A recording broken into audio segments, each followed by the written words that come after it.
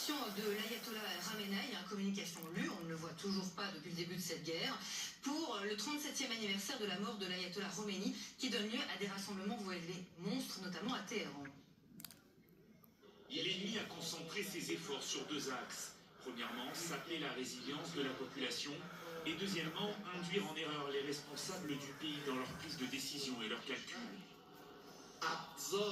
Dans les deux cas, son principal outil est de semer les graines du doute, du désespoir, de la peur, de la méfiance et de la division.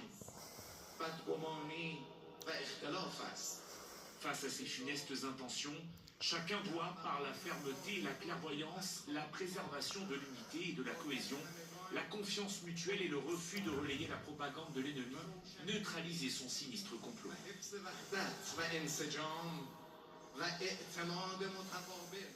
Manali Mirkan Adel Bakawan. Donald Trump, on le voit, croit à un accord dès ce week-end et pourrait tout à fait compris dire un good ou pas. Vous y croyez, vous, à la perspective d'un accord ce week-end? Je pense que ce week-end, c'est encore trop tôt. Je pense que les Américains encore savourent aujourd'hui la retombée des actions économiques qu'ils sont en train de voir. On commence à avoir des chiffres sur l'impact de ce combat économique contre le régime au mois de mai. L'exportation de pétrole est au plus bas, donc le blocus paye et en même temps, ils veulent garder ces négociations ouvertes, mais pouvoir s'appuyer sur cet impact économique. Donc je pense que ce week-end, c'est encore trop tôt. Évidemment, chaque week-end, on a ce communiqué qui nous donne de l'espoir.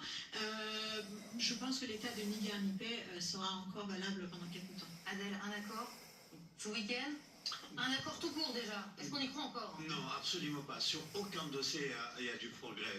Donald Trump n'est plus crédible sur la négociation. Donald Trump annonce une fois par semaine, dans 2 jours, dans 3 jours, il y aura un accord. Mais en réalité, ni sur le détroit d'Ormuz, ni sur les avoirs gelés, ni sur le programme atomique. Sur aucun dossier, il y a un progrès. Le progrès, c'est zéro. Au contraire, les Iraniens se préparent pour la reprise de la guerre et ils nous disent clairement, et un dernier mot... C'est marrant, on n'arrive pas à y croire à la reprise de la guerre. Ah bah écoutez, certes, il y a de la négociation, mais c'est vrai aussi que les deux côtés, les Iraniens comme les Américains, se préparent objectivement parlant pour la reprise de la guerre, même si Donald Trump dit « Ah non, je ne souhaite pas », il faut le dire que la guerre a ses propres principes et ses propres impératifs. Et la dernière déclaration de Mujtaba, qu'est-ce qu'il a dit? L'ennemi souhaite nous diviser parce qu'il pense que la menace ne vient pas uniquement de l'extérieur, mais aussi de l'intérieur. Et dans ces conditions, Sofiane, on n'est pas surpris évidemment que le pétrole remonte. Oui, on est entre 96 et 97 $ le baril de pétrole.